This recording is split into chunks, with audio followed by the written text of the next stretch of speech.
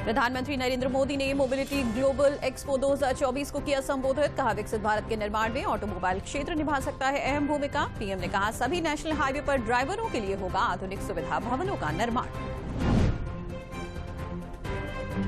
संसद के बजट सत्र के तीसरे दिन राज्यसभा और लोकसभा में राष्ट्रपति के अभिभाषण पर धन्यवाद प्रस्ताव पर चर्चा।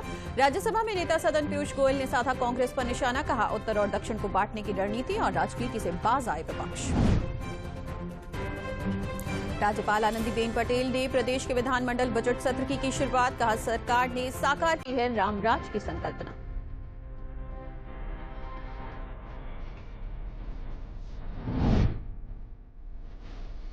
राज्यपाल के अभिभाषण के दौरान विपक्ष ने सरकार विरोधी नारे लिखे पोस्टर लहराए और राज्यपाल वापस जाओ के नारे लगाए।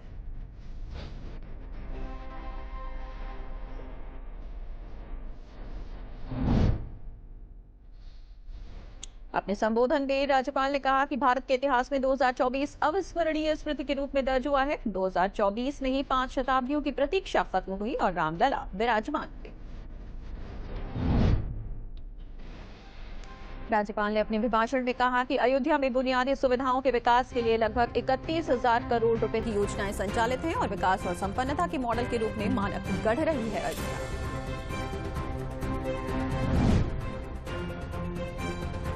मुख्यमंत्री योगी आदित्यनाथ ने विधानमंडल के बजट सत्र के शुरू होने से पहले सभी पक्ष सदस्यों से दलील सीमाओं से ऊपर उठकर सदन में विकास के लिए सकारात्मक चर्चा की अपील।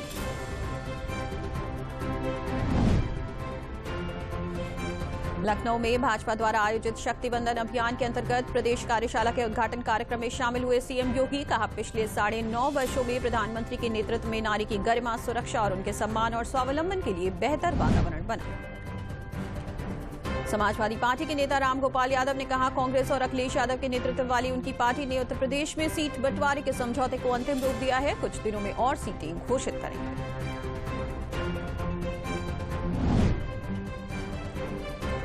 यूपी के उप मुख्यमंत्री ब्रजेश पाठक ने कहा, भाजपा सरकार यूपी के सर्वांगीण विकास के लिए काम कर रही है। ये बजट सत्र है और बजट सत्र में सभी विधायकों को भाग लेकर उत्तर प्रदेश के विकास के लिए अपना योगदान करना चाहिए। उत्तर प्रदेश के डीजीपी प्रशांत कुमार ने कहा, लखनऊ में विधानसभा सत्र को लेकर त्रिस्तरीय सुरक्षा व्यवस्था है। प्रदेश में कानून व्यवस्था बिगड़ने नहीं दी जाएगी। अपराध और अपराधियों के खिलाफ जीरो टॉलरेंस की नीति जारी रहेगी।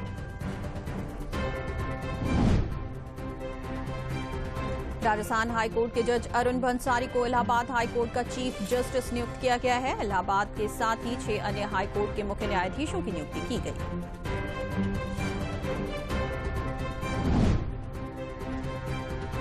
वाराणसी में व्यास जी तहखाने में पूजा रुकवाने हाईकोर्ट पहुंचे मुस्लिम पक्ष को लगा झटका। ज्ञानवापी में होती रहेगी पूजा, जगह संरक्षित करने के आदेश। इलाहाबाद हाईकोर्ट में 6 फरवरी को होगी अगली सुनवाई। वाराणसी में ज्ञानवापी मुद्दे को लेकर शुक्रवार को बंद घोषित किया गया था। ज्यादातर दुकानें भी नमाज अदा करने के समय बंद रही। राजधानी में किसी आशंका के चलते विशेष सतर्कता बरती गई।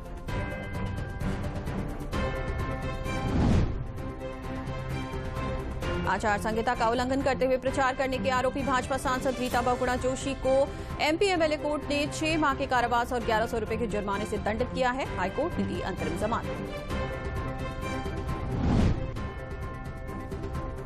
झारखंड में सियासी उलटफेर के बीच चंपई सोरेन ने राज्य के 12वें मुख्यमंत्री के तौर पर शपथ ली। राज्यपाल ने उन्हें 5 फरवरी को सदन में बहुमत साबित करने के लिए कहा है।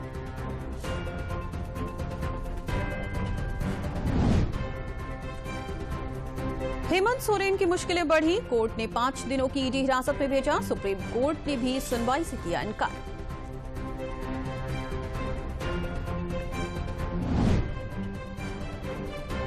प्राण प्रतिष्ठा समारोह के चलते 15 जनवरी से मंदिर निर्माण के कार्यों को रोक दिया गया था। अब पुनः कार्यों को गति देने की तैयारी हो रही है। मार्च से शुरू होगा राम मंदिर के दूसरे तल का निर्माण कार्य।